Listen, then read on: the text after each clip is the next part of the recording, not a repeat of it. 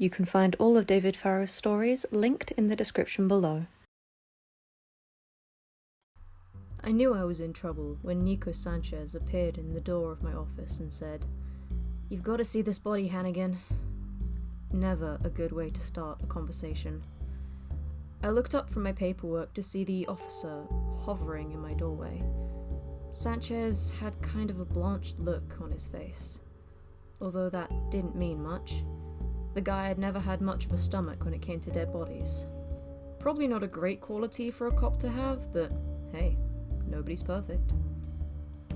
I was the one people usually came to with weird shit, and if Sanchez wanted me to come and look at a corpse, there must have been something funky about it. Joy upon joys.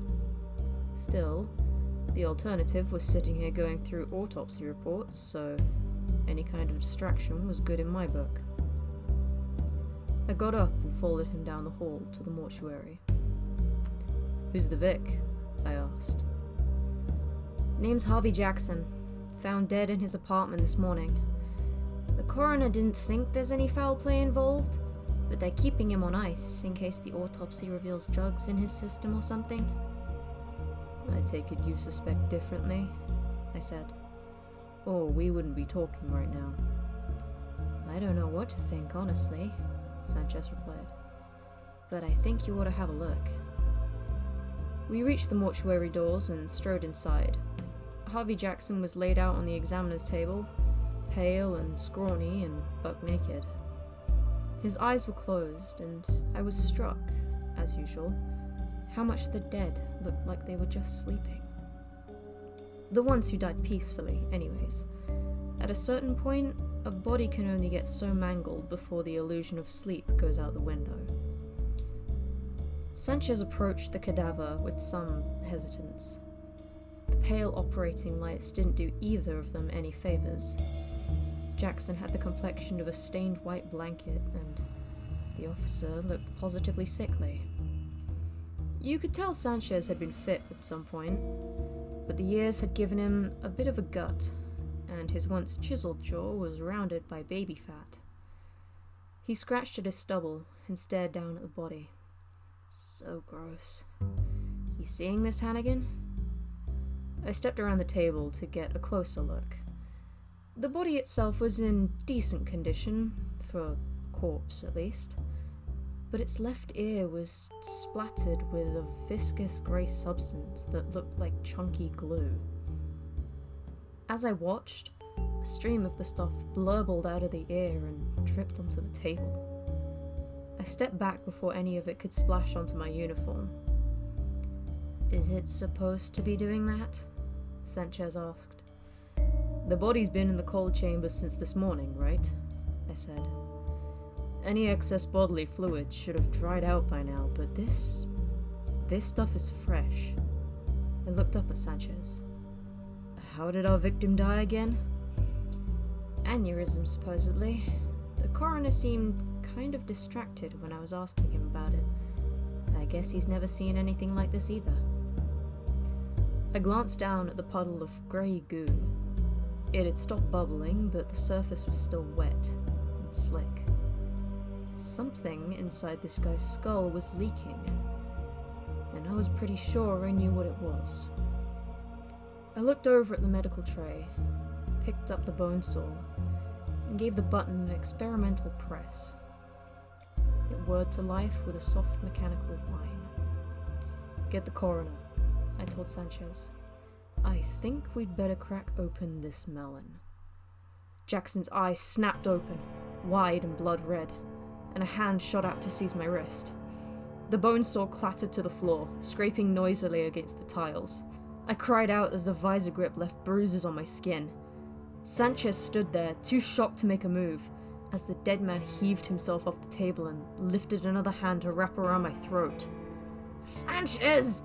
I managed to gasp out. "Fucking do something!"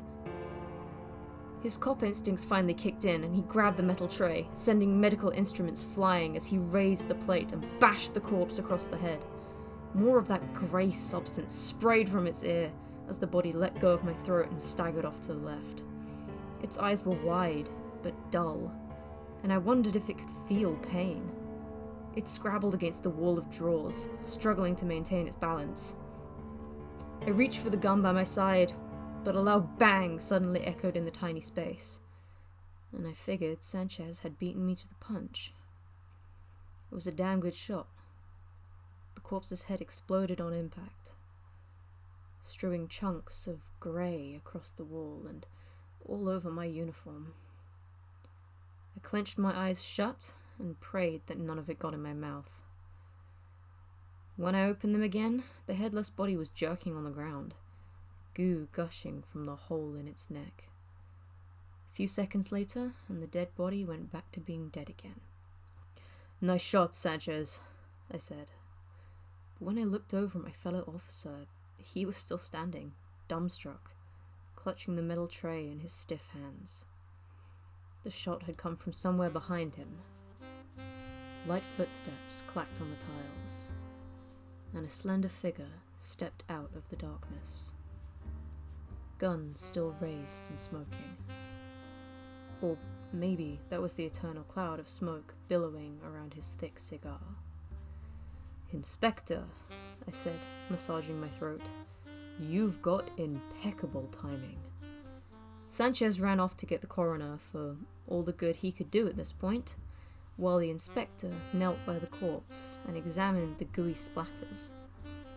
I half expected him to stick one of those abnormally thin fingers into the puddle and taste the gunk, but he just stared down at it. In complete defiance of the laws of physics, tendrils of smoke drifted down from his cigar and hovered above the body, as if to get a closer look. "I was wondering if this might be your kind of thing," I said. "I mean, before Headless Wonder there tried to kill me, his brain... it's been liquefied," the inspector said. He rose from the body, all 7 feet of him, and stared thoughtfully at the wall of drawers. Something got into his ear canal and turned his cerebral cortex to mush. A week ago, I would have called the man insane, but brain-melting ear slugs were far from the weirdest thing I'd seen in the Neverglades. "Do you know anything that could do this?" I asked. "That's the problem," he said. "This could be any number of entities. You saw with Ellery that human vessels don't endure possession well. In his case, he was sucked dry by the Time Eater. For our poor friend here," he gestures towards the grisly puddles, "whatever was squatting in his skull was too much for his brain to handle." "Is it gone?" I asked. "Did you kill it?" We both eyed the corpse warily, as if it could get up again at any second. I imagined the stump of its neck gushing all over the place as it heaved itself off the ground and tried to pick up where things had left off. But the body remained slumped, cold and pale. Any dregs of life drained and gone. "This one won't bother us anymore," the inspector said at last. "But these are almost never isolated incidents. If there's some kind of hive out there infesting people's brains, we need to track down the source and destroy it. So keep your ear to the ground. I'll scour the town and see what I can find." Just then, Sanchez returned with the coroner, who saw the mess and promptly lost his lunch. I helped the man get to a trash can before he could empty the contents of his stomach onto the already goo-stained floor. When I looked up again, the inspector was gone. There was only a little wisp of smoke hanging in the air where his cigar had been. I was in the process of searching the death records in our databases for similar cases when my cell phone buzzed on my desk. I grabbed it before it could vibrate too long and stared down at the screen. Olivia Marconi was calling. "Shit," I mumbled. I leaned back in my chair, answered the call, and braced myself. The first words out of her mouth. "Do we need to have a talk, Hannigan?" "About what?" I asked. I minimized the file I was reading. "Sanchez has been blubbering to me all morning about the Walking Dead. which ordinarily I wouldn't give two shits about, but he says a corpse woke up in the morgue and tried to strangle you. You want to verify that account with me? Come on, Marconi. You know Sanchez. Have you ever heard of that guy being a reliable witness? Answer the question, Hannigan. Marconi's voice grew low, and for the first time I thought I heard a trace of concern. You have a habit of getting involved with some weird shit. No offense. I'm not saying the dead are rising, but if something strange happened in that morgue, I want to know. Pause. And then, is this another inspector thing? Who? I asked too casually. Don't pull that shit with me, she said, back to being all business. You know exactly who I'm talking about. The federal agent who showed up on the Pickett case. Oh yeah, him. I brought up the file I'd been reading and rocked back in my chair slightly. He may have shown up. Jesus, Mark. Marconi was practically shouting. You couldn't have opened with that? I didn't want to bother you if it turns out to be nothing, I said. Okay, sure. We had a dead body that wasn't quite as dead as we thought, but this isn't another Skokomish Bluffs situation. The inspector and I can handle this one. Like hell you can! Marconi was silent for 10 solid seconds, and then, as soon as you learn anything, you call me, understand? You boys aren't walking into another situation like last time without my backup. She hung up without saying goodbye. Not that I expected her to. It was late in the afternoon when my cell phone buzzed again. Inspector, I said, bringing the phone to my ear. Tell me you've got good news. I've got a lead, at least, he replied. Jackson's last known location was the Mountain Ridge Country Club. He and several other men gathered there last night to watch the Seahawks game. Apparently, Jackson made it back home before morning, but none of the rest did. I've checked with all of their families, and we've got 10 missing people on our hands. You think their brains turned to mush too? I asked. I think we should check the country club, at any rate, the inspector replied. I'm on my way there as we speak. Likewise, I said, grabbing my jacket. I'll be there in 10. I'd never been to the country club before, but I had a rough idea of where it was located. It was one of those fixtures I always drove past during my patrols in the outer reaches of the glade.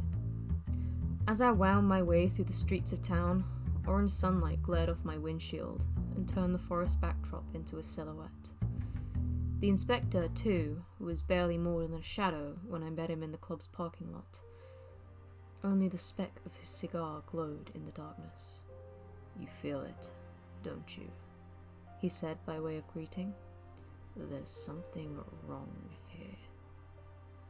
I looked up at the squat one-story building. It was unassuming enough.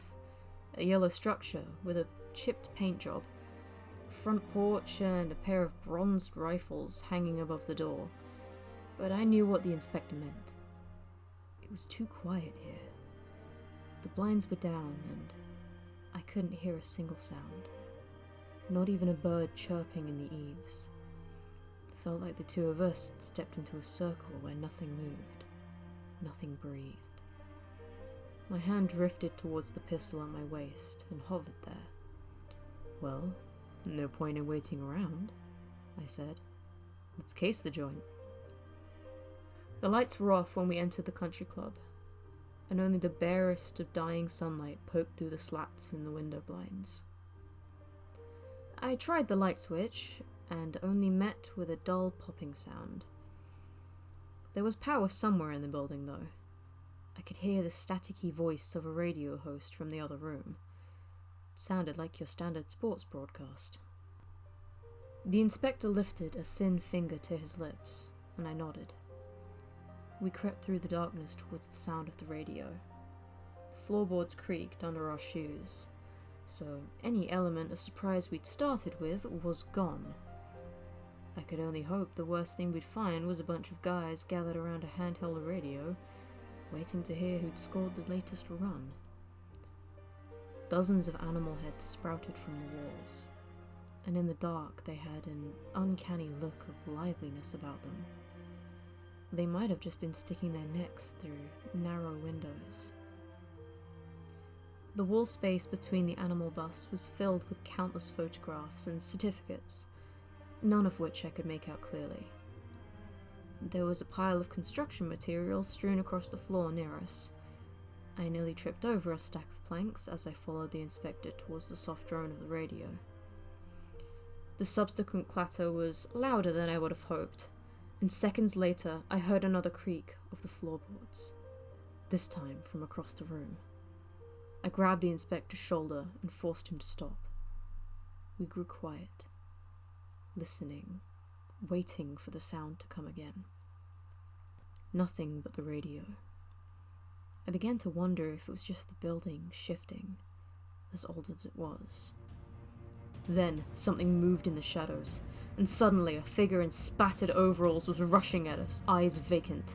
My hand shot to the gun at my hip, but the inspector was faster. He grabbed a shovel from the construction heap and swung it at the man's chest. It collided like a dusty sack of bricks. The man kept coming, arms extended, and the inspector wound back for another strike. This time he aimed for the forehead. The entire head detached from the body and rolled into the corner, joining the collection of hunting trophies hanging from the wall. "Shit!" I said, pistol in hand. "Whatever got to Jackson got him too." Another man leapt out of the rafters, this one wearing a plaid shirt and grime-encrusted cargo pants. He fell on top of the inspector and nearly knocked him to the ground. The two of them grappled for a few seconds before the inspector swung the body around and into the wooden paneling, head first. I couldn't tell if the inspector was just strong or if the man's head really was that brittle. It popped on impact like a water balloon, spewing grey gunk across the wall. "Mark, behind you!" the inspector shouted. I whipped around and fired 3 shots at the approaching figure. The first 2 went wild, but the third clipped him in the temple, sending a spray of hair and brain particles flying. The body continued to stagger towards me, so I placed another shot right between the eyes. This time, the body fell forward and slumped onto the floor. Its head disintegrated. More were coming now, emerging from the darkness where they'd been crouching. They moved quickly, but clumsily, like toddlers learning how to walk for the first time. I picked them off from a distance. Headshot after headshot, they went down, their neck stumps bleeding grey goo onto the wood. Soon, there was a pile of headless bodies lying strewn across the floor. I waited for more to come, breathing heavily, but it seemed we'd gotten the last of them. The inspector stood in the corner, brushing the sticky substance off his hands. "Did we just slaughter the entire country club?" I asked him. My pulse was racing a little too fast for comfort, and I seemed unable to lower my gun. "Those things we just killed. They weren't men," the inspector said. "Not anymore. Whatever parasite wriggled into their brains made sure of that." He stopped wiping his hands and looked at me. "You're not a murderer, Mark. You were just cleaning up an infestation." I knew he was right, but still. I'd blown the heads off of a dozen men today, and it was going to take some time to get that image out of my head. I looked away from the stack of bodies and turned towards the other room. The door was hanging wide open, and the sportscaster droned on behind it, oblivious to the massacre that had just taken place. "There may be more of them back there," I said, lowering my voice. I clenched my gun and nodded towards the open door. The inspector said nothing in reply, but he glided past me to peer into the shadowed space. I noticed for the first time that his footsteps were silent. He could have been hovering a few inches in the air for all I knew. "I don't hear any movement," he said, "but keep your weapon drawn, just in case." He slipped inside, and I followed him. letting my eyes adjust to the darkness. The windows on the far side of the room were boarded shut, so even less light could get through here. I could tell at least that an open bar stretched across one of the walls, and there was a pool table in the corner, a single cue stick leaning up against it. There were plenty of round tables strewn throughout the room, although most of the chairs were lying on their sides. It looked like there had been some sort of scuffle. The place was deserted now, though, as far as I could tell. The radio we'd heard since we walked in was sitting on the closest table. It was an old thing, probably manufactured in the 90s, judging by the pair of cassette tapes. The antenna poked up at a haphazard angle. I listened vaguely as the announcer went on about who was at bat and which teams were expected in the playoffs this year. Part of me wondered why this device was still running when everything about the place seemed to be so dead. "I think we got them all," I said, holstering my gun. "They must have—" "Hush." The inspector lifted a hand and pointed at the radio. The sound grew louder at once, although the static was worse than before. It sounded like the scrabbling of 1,000 rats across pavement. In the midst of the noise, I heard what the announcer was actually saying, and the flesh crawled on my neck. "The Angels have given up 3 runs trying to get home again, but don't worry, listeners, there'll always be a place in hell for our feathered friends." It was a man, or at least it sounded like a man. He had the same drawl as those old-timey announcers you always hear in vintage movies. "In other news, Santiago's off the pitcher's mound with a broken wrist, and Williams is a dirty fucking cunt who will be the first to die when the cleansing comes." "What the hell?" I muttered. The voice cut out, replaced by an undulating sound that reminded me of a garbled war cry. It was so loud I could actually see the speakers trembling. Then it died as quickly as it had arisen, replaced by a gentle hum and the sound of women laughing in the background. "You've been listening to Sports," a new voice said, clearly female. "Stay tuned for your daily horoscope." "Inspector," I tried to say, but he gestured for me to shut up. A third voice had joined the chorus. This one, a low, sultry baritone, like a man trying to talk up some pretty young thing in the back room of a bar. A theremin played lazily in the background. "I want you to imagine a man, listeners," the voice on the radio purred. "A man who loves you very much. A man who wants nothing more than to enfold you in his scaly wings and squeeze you with the force of his love. I want you to breathe in his scent until you have no reason to breathe at all. I want you to crane your neck until it breaks and howl at the blood-red moon. Can you do that for me, listeners? Can you howl at the moon with me?" Then the radio erupted in a screech that couldn't possibly have come from a human throat. I could feel my eardrums throbbing, and I clapped my hands over them to block out the awful sound. "It's the radio!" I shouted to the inspector, my voice muffled. "That's what's melting people's brains!" The inspector wasted no time darting over the fallen chairs and picking up the radio. He turned the machine off, but that inhuman screech still issued from the speakers, so he tore the thing in half with his bare hands and flung both pieces against the wall. I lowered my hands, numb, as the inner mess of machinery sparked a few times and went dark. The nightmare shriek faded out with a diseased sort of blip. "Someone's been eating their Wheaties," I commented. But the inspector wasn't listening to me. He leaned down and picked through the wires, frowning.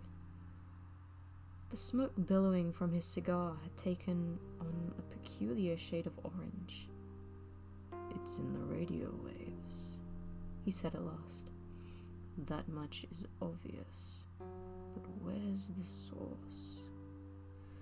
"Unless it's a private broadcast, it's got to be down at the community radio station," I said. "Pacific Glade isn't that big. If you get your news via radio, It's not like you've got many options. Then we need to get down there as soon as possible and stop this broadcast, he said. Or we could be dealing with a whole town of brainless corpses before long. You don't have to tell me twice, I replied.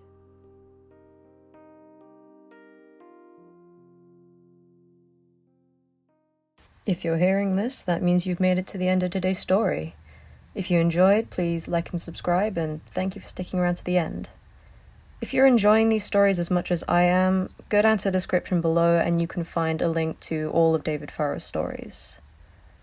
Thank you again, and goodbye for now.